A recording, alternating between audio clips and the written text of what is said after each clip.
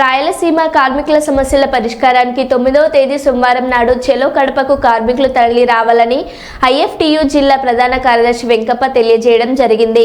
స్థానిక మున్సిపల్ నందు ఏర్పాటు చేసుకున్న ముఖ్య కార్యకర్తల సమావేశంలో ప్రధాన కార్యదర్శిగా వెంకప్ప మాట్లాడుతూ రాయలసీమ మిల్లు 2002 మూతపడిన తర్వాత దాదాపు 200 మంది కార్మికులకు ఇప్పటి వరకు పీఎఫ్ మరియు పింఛన్ అలాగే 18 నెలలు పనిచేసిన మొండి బకాయి జీతాలు వెంటనే చెల్లించాలని ఈ నెల 9వ తేదీ సోమవారం కడపలో పీఎఫ్ కార్యాలయం ముందు ధర్నా నిర్వహిస్తున్నట్లు తెలియజేశారు.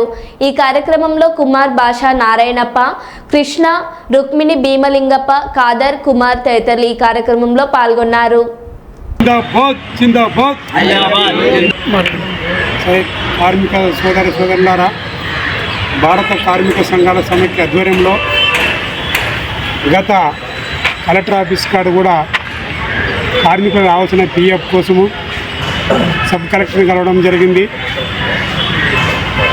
ఆయన కూడా లేబర్ ఆఫీసర్ని కలవని చెప్పడం జరిగింది. లేబర్ ఆఫీసర్ని కూడా కలవడం జరిగింది కార్మిక నాయకులుగా.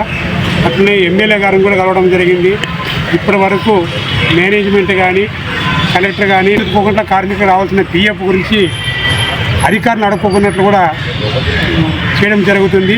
మరి ఇప్పుడు కార్మిక నాయకులు, కార్మిక సంఘాలు కూర్చొని మాట్లాడుకొని చర్చించుకొని రేపు సోమవారం నాడు చలో కడప అని చెప్పి కార్మికులు, భారత కార్మిక సంఘాల ఆధ్వర్యంలో నిర్ణయించడం జరిగింది.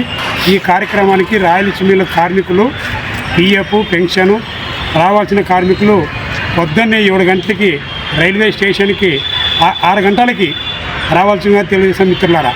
నా పేరు వెంకప్ప, ఐఎఫ్టి జిల్లా ప్రధాన కార్యదర్శి.